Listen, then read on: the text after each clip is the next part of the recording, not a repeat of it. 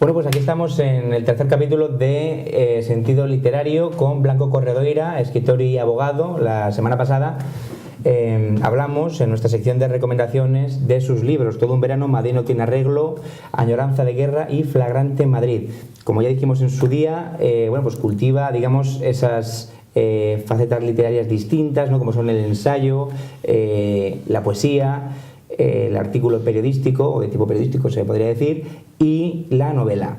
Y después, en segundo lugar, como segundo plato, tenemos a Ignacio Rodríguez de la editorial Vive Libros, que bueno, nos contará su visión particular del mundo editorial en general. Así que no se lo pierdan, sobre todo aquellas personas que están interesadas pues, en publicar y en pues eso, dar publicidad a sus obras, porque yo creo que será muy interesante. Así que empezamos.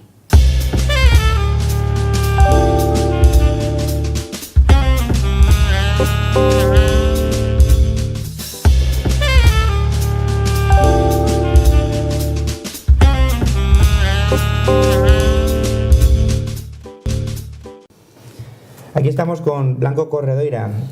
José María, cuéntanos un poco lo que ya hemos hablado tantas y tantas veces, porque esto ya lo habíamos hablado en programas anteriores, ¿no? En esta cadena, pero bueno, sobre todo Añoranza de guerra, que es tu primera novela, que es la novela de un viejo soldado de la División Azul, José Maseda Castro, que vuelve a España en el Semiramis, después en el año 52, ¿no? 54. 54.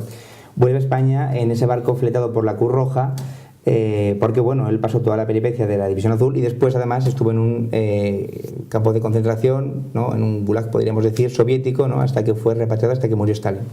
Sí, efectivamente, la novela, como has anunciado en alguna ocasión, es la visión de un abuelo retrospectiva, la visión que hace y el contraste de su modo de vivir y de sentir con el mundo actual. Entonces, buena parte de la novela es una historia de amor, es un hombre que rememora su matrimonio, su vida diaria y que llega al punto de recapitular hasta el momento en el que llega al año 41, en el que él dice que en España se vivió una conmoción en el momento en el que se supo por la emisión de Radio Nacional que las tropas alemanas habían traspasado, habían invadido el territorio de la Unión Soviética. Eso produjo una conmoción en una cierta juventud española y fue la ocasión prevista, por otro lado, por Serrano Suñer y el auténtico cerebro y autor intelectual, que esta es una tesis que se elabora en la propia novela de la División Azul y sirve para que una unidad de voluntarios pueda contribuir de alguna manera o devolver la ayuda recibida durante la Guerra Española y toda una juventud que por edad, la mayor parte de ella, no había tenido ocasión de participar en la guerra, 5 años más tarde ya tenían edad para enrolarse. Fue la famosa Quinta del Seu, de poetas, de cineastas, de actores, de abogados, de gente de muy distinta condición, pero más de 5.000 universitarios los que salieron el 13 de julio de la Estación del Norte hacia Alemania y con destino final a Rusia, con la preocupación de que llegarían tarde a la toma de Moscú. Todo esto es lo que se rememora, también el cautiverio, que es un episodio menos conocido de la División Azul, y las circunstancias y el contraste de la España que se encuentran en el 54 con la España que habían dejado en el 41. Es la España de los años 50 que he querido indagar. Es una España muy distinta a la España del 41, bastante en línea de ir levantando el vuelo, con una contribución grande ya por los acuerdos con Estados Unidos, que socialmente se implanta ya hasta una moda americanizada, y bueno, no deja de ser una novela costumbrista también, desde lo que y muy trabajada en el sentido, como tú sabes, que yo he convivido mucho con los abuelos, con mis abuelos, y que he conocido y conozco todavía algunos divisionarios vivos y he tenido ese contraste o esa noticia directa o bastante inmediata de las circunstancias que vivieron. No es un libro político, no tiene más política que la propia guerra, y por alguna razón la mayoría de los divisionarios, cuando volvieron a España, no quisieron hablar de Rusia. Lo que habían visto era tan atroz que no querían hablar de Rusia. Pocos de los que yo conocí han hablado hasta que fueron mucho más mayores, y entonces lo que nos cuentan en cierto modo también es una memoria reconstruida.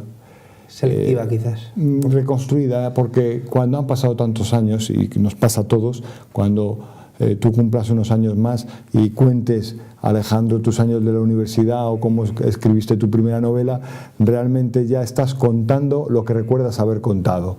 Ya no estás contando exactamente lo que sucedió. Lo que sucedió es una cosa, que eso pertenece más al terreno de la historia, lo que se recuerda es otra. Memoria e historia son términos incompatibles. José Maseda es una recolección, podríamos decir, de retazos, de historias de otros abuelos, ¿no?, que para poder escribir la novela te has ido formando en aspectos técnicos, aspectos históricos, ¿no?, y sobre todo de esos testimonios, ¿no?, de estos abuelos, sí, que ya quizás los más jóvenes pues tendrán 80 y muchos años. Arranca de un testimonio directo que es un vecino mío del barrio de Argüelles que conozco, y ese es el que me sirve para arrancar. Y en este personaje pues lógicamente hay de otros, hay historias, y le hago transcurrir por los hechos que me parecen más relevantes hasta el momento en el que cae prisionero. Y bueno, estoy razonablemente satisfecho del resultado, en cuanto que creo que hay una verdad literaria en el personaje, y que hay una hondura y que deja una cierta huella. Y una de mis mayores satisfacciones es saber que divisionarios que todavía están vivos, Dionisio García Izquierdo, que acaba de cumplir 100 años, en su día, ya hace unos pocos años, me manifestó que lo había leído 2 veces. Algún otro divisionario también lo ha leído, y eso es una satisfacción para mí, saber que se sienten retratados en el Sí, hay algunos pasajes, algunas historias, algunos capítulos que son tan crudos que incluso el lector a veces piensa que quizás es una parte de ficción, pero no, es decir, todo lo que se cuenta allí es real. Incluso las fuentes documentales, cuando yo lo leí, no me acuerdo ahora del nombre, pero este prisionero que es de Alicante, que se escapa, se mete en un tren, se va hasta casi, me parece que un barco, y cuando, no, en Turquía me parece que es, o por esa zona, o de Odessa, y cuando va a llegar allí, que ya parece que ya, pues bueno, que ha escapado, ¿no?, lo vuelven a coger, se lo vuelven a llevar a Rusia, y allí lo matan, ¿no? O sea, historias de donde ahí se ve realmente. Esa historia es real, en el sentido de que Antonio Fabra, creo que se apellidaba, escapó varias veces y terminó y lo mataron, es decir, que murió en el Gulag soviético. Hay un contraste tremendo, ¿verdad?, para, como dije en el programa anterior, entre esa generación de gente que ahora pues tienen esos 80 y pico años, 90, 100, tampoco históricamente ha pasado tanto tiempo como para que ahora la juventud sea tan distinta. Es que las cosas han ido muy rápido. ¿Cómo te explicas tú eso?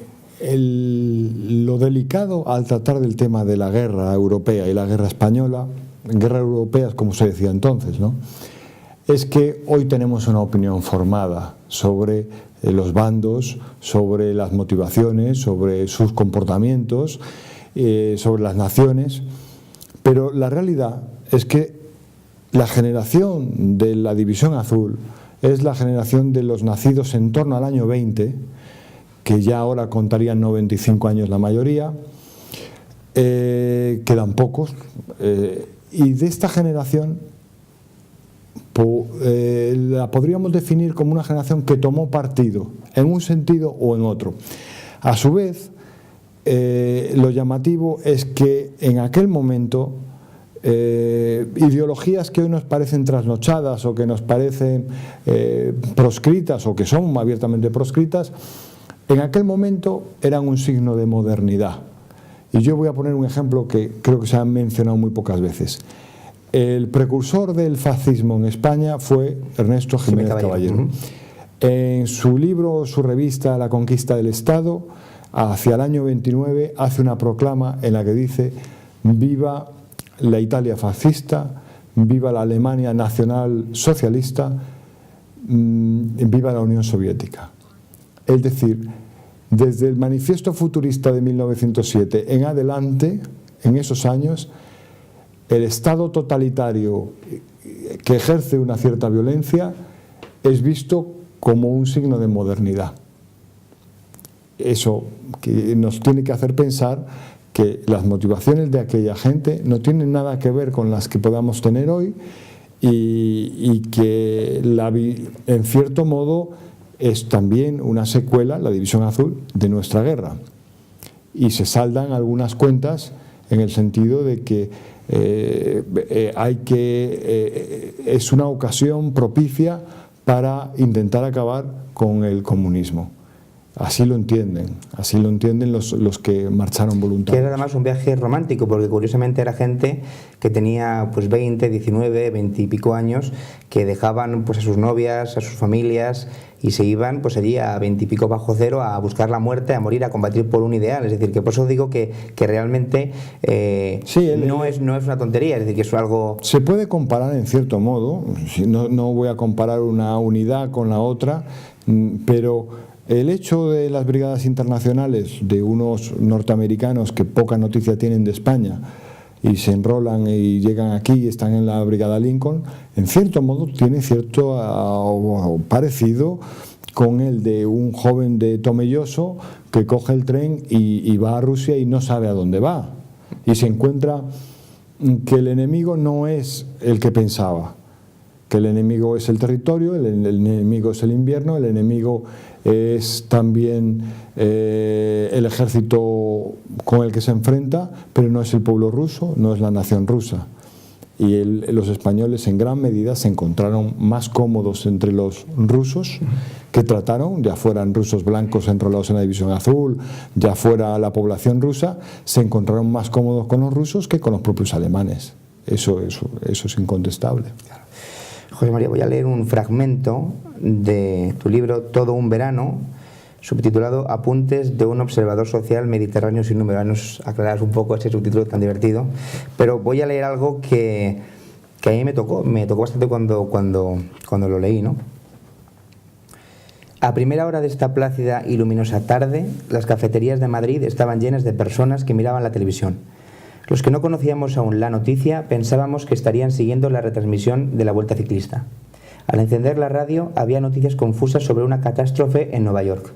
Hacia las 4 de la tarde nos enteramos de lo que los televidentes habían seguido en directo. 2 aviones se habían estrellado contra las 2 torres gemelas de la ciudad. Un tercer avión, al parecer también secuestrado, se ha estrellado contra la sede del Pentágono, en Washington. Mientras escribo, todavía no sabemos cuál es la suerte de otros 5 aviones secuestrados. Todo el mundo se encuentra en estado de alerta. La televisión ha captado en directo cómo uno de los aviones se ha lanzado contra la segunda torre, mientras retransmitía el incendio de la primera. También ha captado el desplome de ambas, de todo el conjunto World Trade Center. El terrorismo ha derribado el símbolo más alto de Nueva York, causando probablemente miles de muertes. A las pocas horas, las calles de Madrid son un hervidero de peatones que hablan entre sí, o de personas que caminan con los auriculares de la radio en los oídos, o bien hablando por los teléfonos móviles. Nadie puede comprender el sentido de este ataque suicida contra los Estados Unidos.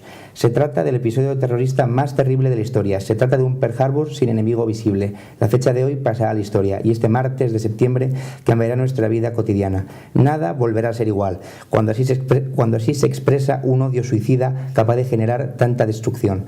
Con alguna bomba o misil, estos aviones podían haber devastado toda la isla de Manhattan. Se perpetuará en nuestra vida la amenaza terrorista, aunque todavía es pronto para predecir sus consecuencias. En los próximos días y meses hablaremos de los detalles del atentado, de cómo fue posible.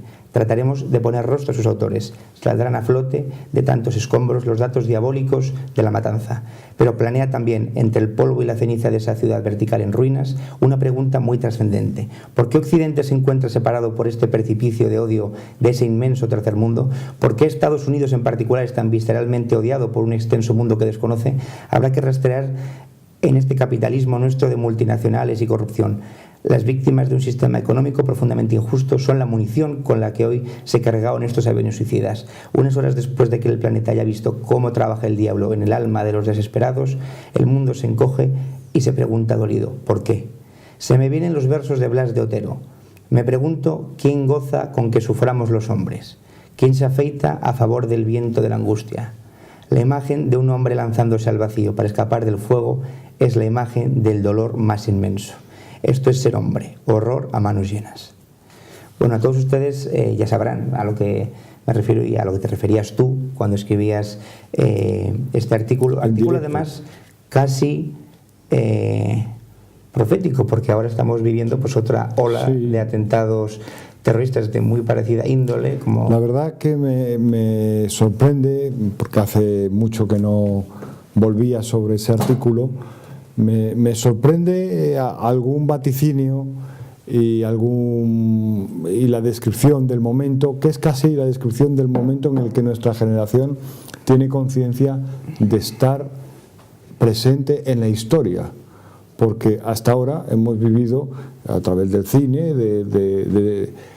conocemos cómo nuestros padres vivieron el asesinato de Kennedy o el comienzo de la guerra, pero nuestra generación no tenía noticia y hoy creo que todos sabemos lo que estábamos haciendo el 11 de septiembre.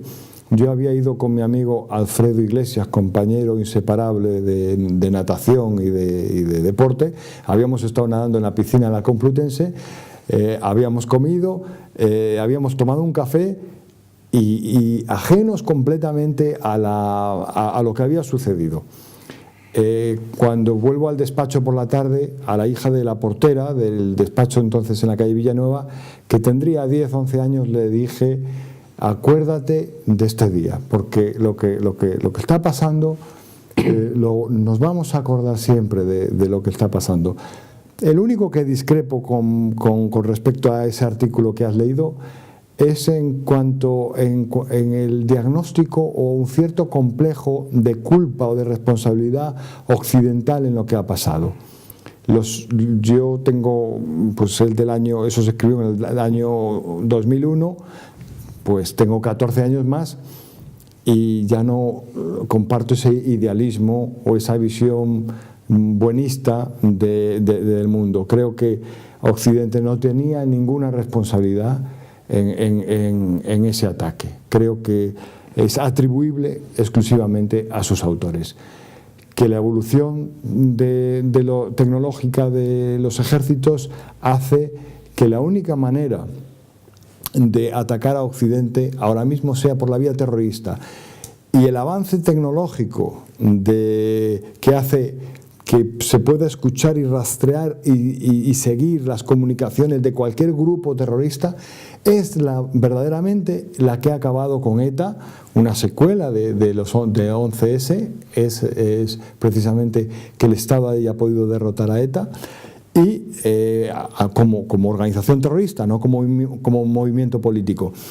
Y precisamente también el que los grupos terroristas estén completamente derrotados en Occidente. Cosa distinta es la fórmula de los lobos solitarios, que en la medida que actúan espontáneamente, la policía no tiene manera de adivinar sus planes y sus acciones, preverlas. Lo hemos visto esta semana en Dinamarca, hace unas pocas semanas en París. Salvo el Estado Islámico, que es la respuesta, y no quiero entrar en política porque creo que es análisis internacional, no es el Estado Islámico que estamos padeciendo, que es la forma en que los terroristas están aprovechando la dejación y el vacío de poder ocasionado, aquí sí responsabiliza a Occidente, por una intervención cuyas razones no sabremos nunca, en Libia para derrotar a Gaddafi y en Siria para derrotar a Bashar al-Assad, sí, y que ha provocado dos estados sin poder y sin territorio, y el abandono de Irak. Es el único lugar del mundo, o uno de los pocos, donde los terroristas están presentes en el territorio. José María, continuaremos hablando de este y otros temas después de publicidad.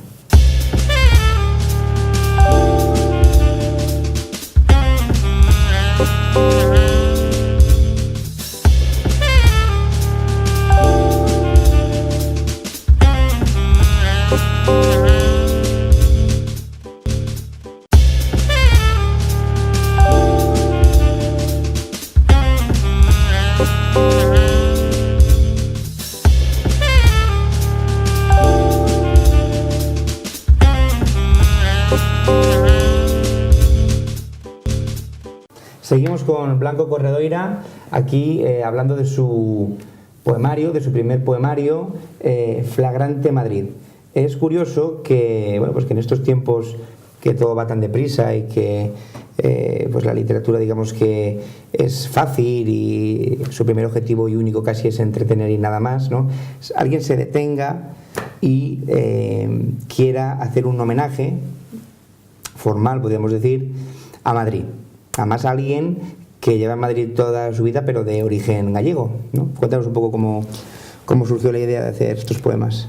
Bueno, que dices bien, yo soy nacido en Madrid en el año 68 y soy hijo y nieto de gallegos. Entonces, pertenezco, por un lado, a toda una nación en la diáspora de la inmigración, en la que hay muchos satélites, trocitos de Galicia dando vueltas, y comparto plenamente lo que dijo un primo mío cuando le preguntaron, un primo mío, hijo de gallegos que vive en Barcelona, le preguntaron: ¿tú te sientes catalán?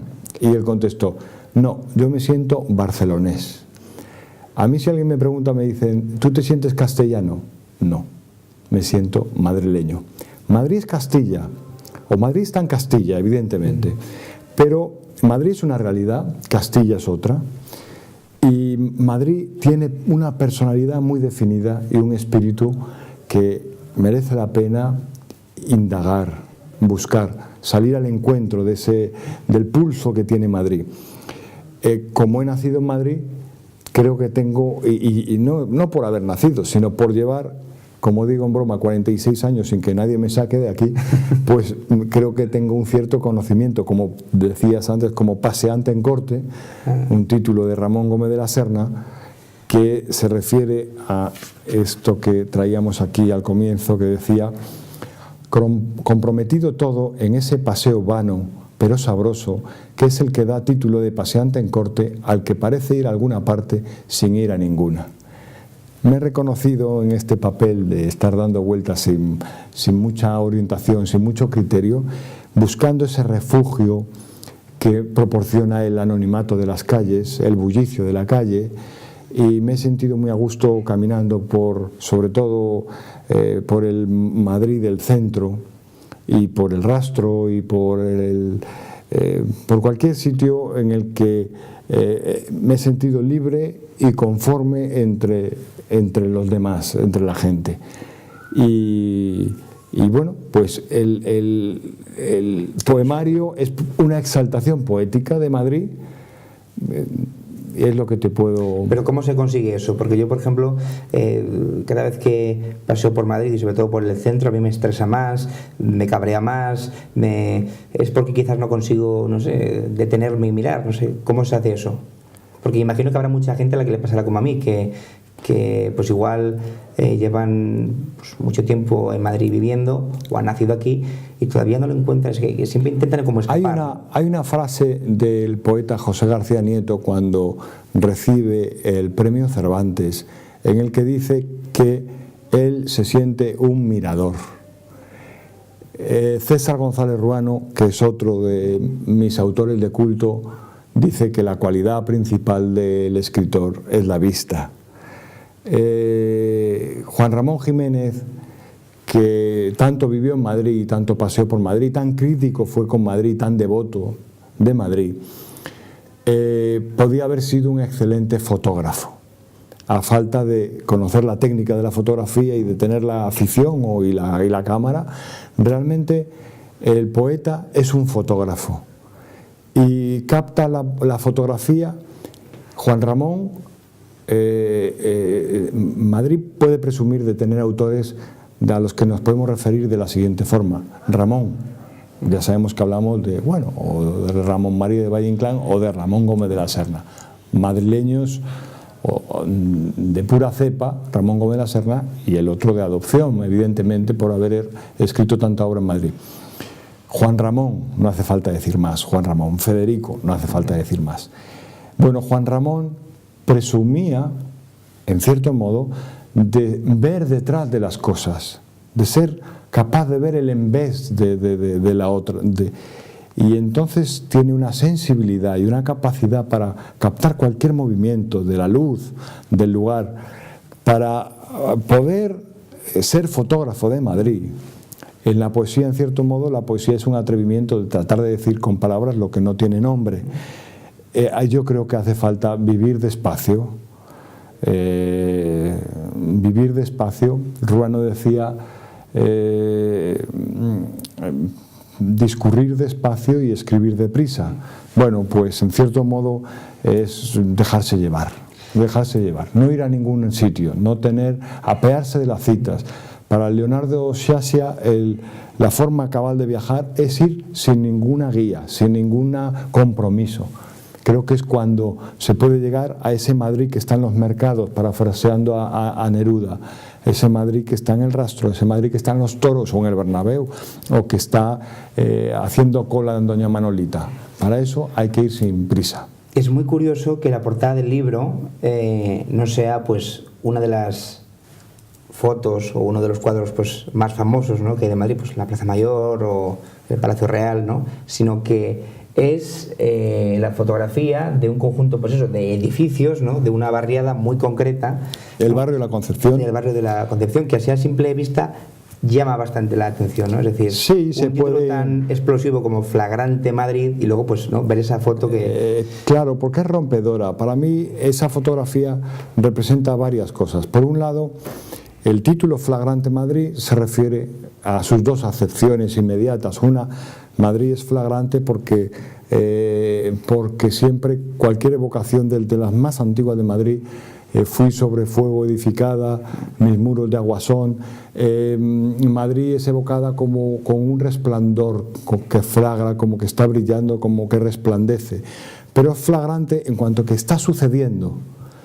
Eso se corresponde con la época en que se está haciendo o se va a hacer la M30 en el Puente Calero, al lado de la Plaza de Toros, que es donde yo me crié y donde aprendí a montar en bicicleta. Es un Madrid reciente, improvisado, que tiene que dar cabida a todo un aluvión de nuevos madrileños, porque el que ha llegado se ha hecho madrileño.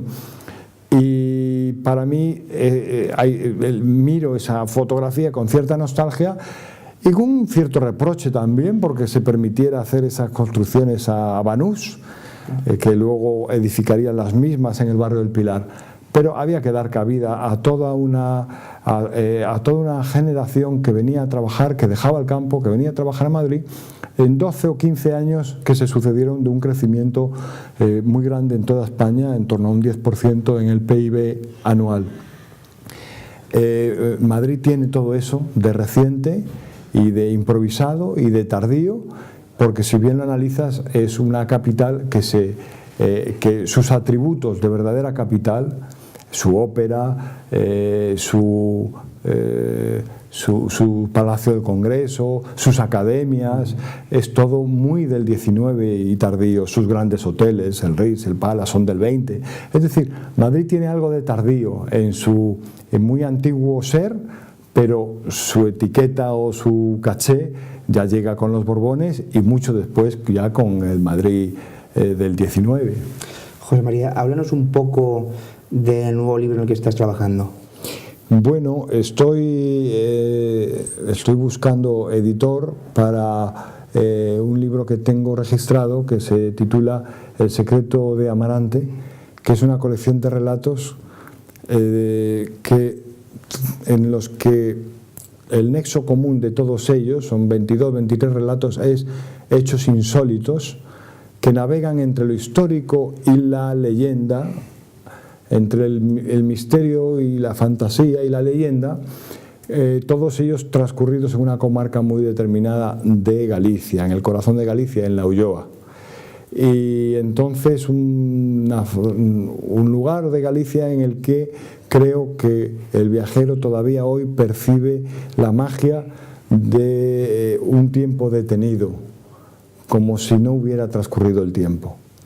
Y precisamente sobre esos castillos medievales, sobre esas construcciones que han pervivido porque están construidas bien por los canteiros gallegos, en ese paisaje discurren leyendas, misterios y hechos constatados, todos ellos insólitos. Sí, porque además Galicia es tierra de meigas, de brujas, ¿no? Hay muchas...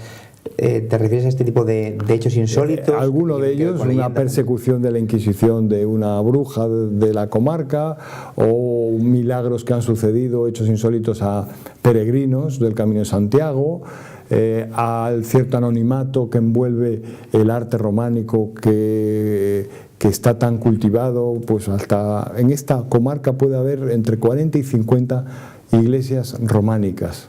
Estamos ya en la antepenúltima etapa del Camino de Santiago, en los municipios de Monterroso y Palas de Rey, de donde son mis abuelos, de donde yo me considero también, y donde transcurre en episodios históricos muy relevantes, las luchas de los irmandiños, que fueron derrocando hasta 140 o 170, hasta 170 seguramente, fortalezas en toda Galicia.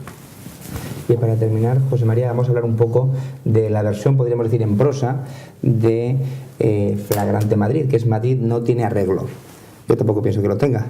Pero bueno, tú sigues siendo optimista. Es un lamento o un grito de despecho, pero que luego en la propia introducción o uno de los párrafos primeros termina con ese galleo, con ese quiebro de ni falta que le hace.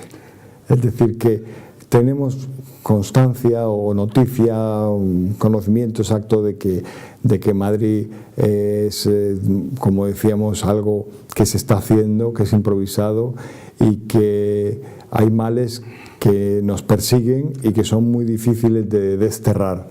Con todo ello, mi amor hacia Madrid es irrevocable. Este libro sirve como un poco una guía, ¿no? Quizás es una guía para aquellos que quieran pues indagar sobre Madrid, sobre las costumbres de Madrid, sobre las costumbres de Madrid, de por qué el madrileño tiene esa, y dónde podemos reconocer ese espíritu madrileño, de por qué tenemos esta vocación de, como digo ya en otro poema, encontrar en el bullicio una razón de ser. Creo que ahí es donde se encuentra esa personalidad distinguible y admirada de Madrid, porque es cierto que Madrid palpita, que Madrid cuando llega el buen tiempo nos encanta encontrar, y hay un recorrido, creo que tiene algún mérito el recorrido que he hecho sobre la hostelería madrileña, no tanto como guía, donde reconozco y aconsejo los lugares de la gastronomía madrileña de verdad, porque es cocina castellana de verdad, pero algo más. ¿Por qué el madrileño se encuentra tan a gusto en los bares, en las terrazas, en las discotecas, en los restaurantes? ¿Por qué? ¿Y por qué es tan poco exigente con respecto a los bares, a las cafeterías? Somos muy permisivos, nos encontramos tan a gusto frecuentando la hostelería que perdonamos bastante y somos descuidados como hosteleros, por decirlo así, somos descuidados, nuestras formas son ásperas y sin embargo algo bueno queda en todo esto, porque hay como una zona neutra en la que todo el mundo admite que el lugar en el que nos vamos a encontrar no va a ser ni en el salón de tu casa ni en el mío, eso lo vamos a dejar, nos encontramos en ese otro salón de casa que es el bar. ¿Qué sitios con encanto y que tú recomiendas, ¿no? A aquellas personas que no conocen Madrid o que acaban de mudarse, ya que Madrid es una ciudad un poco dormitorio a veces, bueno, que la gente viene aquí por temporadas y... Bueno, es verdad que en Madrid hay veces que hay que escapar del gentío, entonces yo ahí traigo 2 rincones de mi soledad, pero si los recomiendo ya dejan de ser rincones solitarios. Yo Pero te voy a alguno llevar. tendrás, alguno tendrás. Yo te voy a llevar, Alejandro. Tengo Eso no le podemos invitar a ustedes. Iré yo solo, particular afición por la casa de campo y por el Pardo. La Quinta del Pardo, casa de campo, las partes que hay que conocer con las patas. Y luego el Rastro también es uno de los lugares donde me encuentro más feliz, que hay veces que me da ganas de sentarme Eso te quería preguntar yo. y ponerme a mirar a la gente. Eso te quería preguntar yo a modo de curiosidad. ¿Ha cambiado mucho el Rastro? Porque cuando tú eres pequeño ahora, porque eres una cosa como mucho más comercial, ¿no? Es decir, ahí... Bueno, hay una parte que se salva. Hay un Rastro que no me interesa.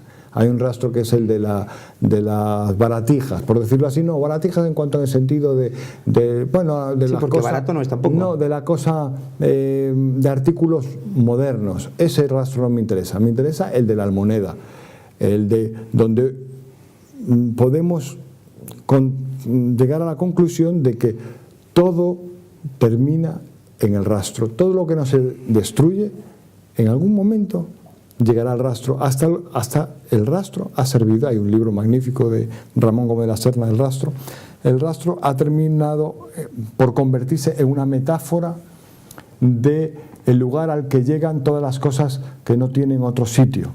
Es como un limbo de las cosas, como un cementerio de las cosas. Un cementerio de las cosas, donde cuando se pierde ya la memoria exacta de quién era esa señora del retrato que está en casa, pues el descendiente, el bisnieto, el tataranieto que necesita hacer dinero, que necesita coger dinero, pues le da el pase.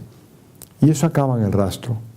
Pero todavía queda ese Rastro. Todavía queda. Cuando he ido a Ribera de Curtidores, no me he encontrado. Porque no es en la Ribera, porque es en Carlos Arniches, es en la calle Carnero, es en Mira el Río Baja. Claro, es que el que yo conocí era el de Ribera de Curtidores, que ese es... No, es ahí se salvan las dos galerías, la Galería Piquer y la otra galería de anticuarios que merecen la pena. Los anticuarios siempre merecen la pena.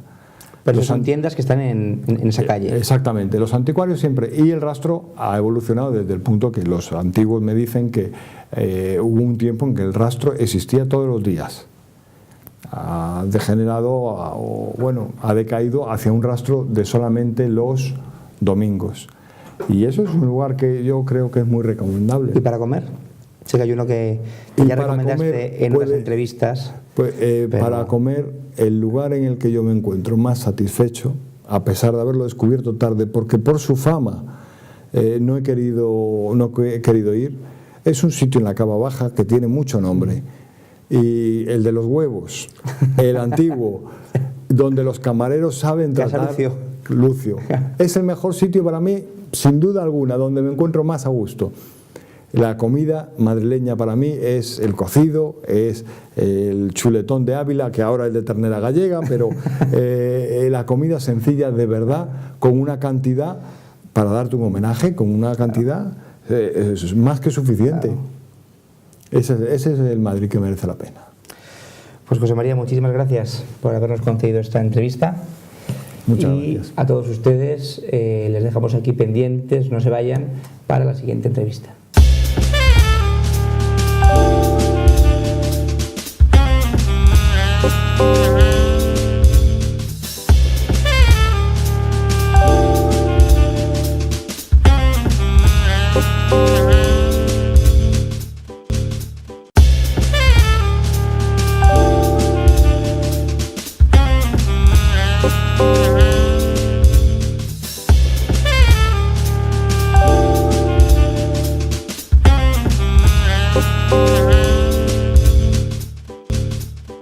Aquí estamos con Ignacio Rodríguez, que es el editor de Vive Libro. Es una editorial que lleva 3 años en el mercado y bueno, pues hemos traído a su editor para que nos cuente un poco cómo funciona. Buenas, encantado. Un placer venir aquí al programa. Pues nada, somos una editorial, tenemos varios tipos de ediciones. Nacimos hace 3 años y tenemos lo que es una línea editorial tradicional en la que apostamos por autores que nos interesan o que creemos que es bastante bueno en el tema literario, y luego tenemos una línea de autoedición. La línea de autoedición realmente lo que se hace, los autores se acercan a nosotros, leemos el libro, se lo podemos corregir, se lo podemos distribuir, El autor paga la obra y nosotros ayudamos a todo el circuito comercial y a la publicación del libro.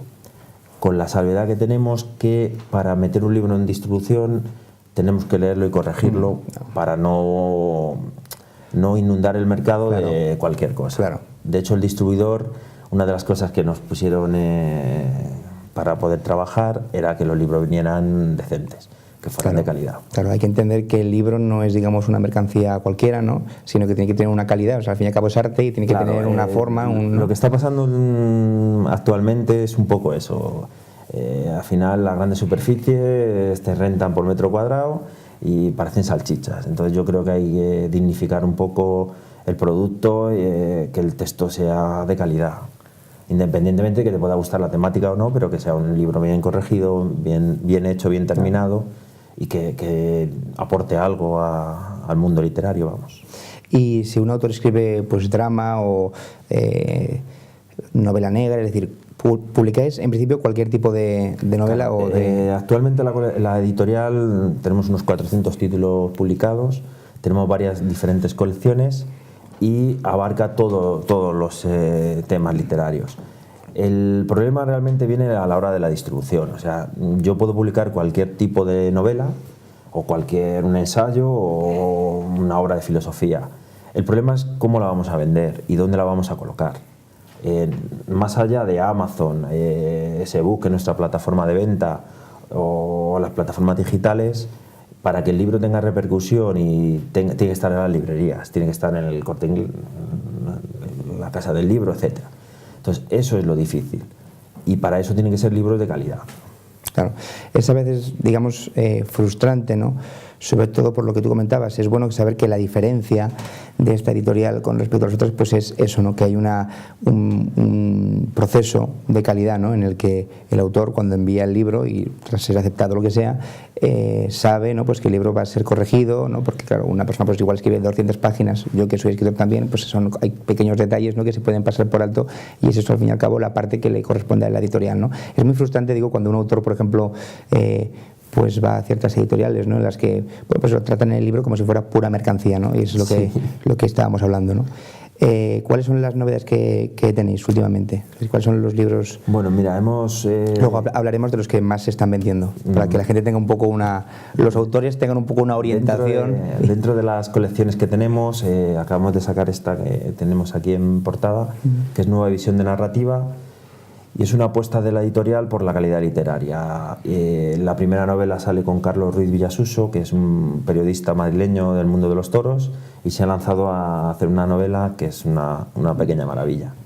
Y ahora como segunda edición del libro de esta colección, tenemos a una autora que es la primera vez que publica, se llama Elena Terrazas, y estamos en preparación del libro. Y es una colección que cuidamos mucho, que mimamos hasta el último detalle y que nos gusta mucho y esperemos que se venda bastante. Además se está vendiendo bien. ¿Cuál es el volumen más o menos de libros que sacáis o la tirada que tenéis? Nosotros llevamos ahora unos 3 años en el mercado con este sello y llevamos unos 350 títulos. Va al alza y la verdad que estamos muy contentos. También tenemos una pequeña como Vive Libro y luego tenemos Vive Libro Lanzamiento, que ahí sí entra todo y ahí se publica todo, que es un poquito el cajón desastre que tenemos. Claro. Pero la gente está entendiendo que hay que trabajar los textos, que hay que corregirlos, y la gente está contenta y al final lleva más trabajo, pero yo creo que merece la pena ese pequeño sobreesfuerzo.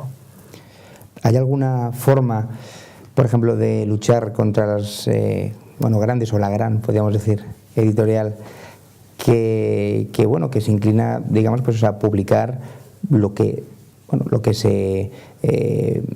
cree que pueda tener una aceptación en el mercado, sea bueno o malo, sea ofensivo o no sea de un nivel de estupidez asombroso, pero si quieren, es decir, hemos llegado a un nivel ya de mercantilismo tal que, o sea, ¿cuál es la forma que tienen las editoriales pequeñas o medianas para poder hacer un hueco importante? Claro, nosotros el único camino que nos queda es apostar por la calidad y diferenciarte o con una buena edición, con una buena ilustración, metiendo un papel verjurado. Sí, aquí vemos que hay distintos tipos de... Por ejemplo, meterle un papel especial en la portada, buscar una ilustración que se salga de lo corriente. Es la única manera. Y hay, por ejemplo, sellos como Impedimenta que lo están haciendo muy bien y están haciendo cosas de calidad. Esto que me preguntas, hace poco estuve en Radio Nacional hablando de la autoedición. Y fueron muy críticos con la autoedición.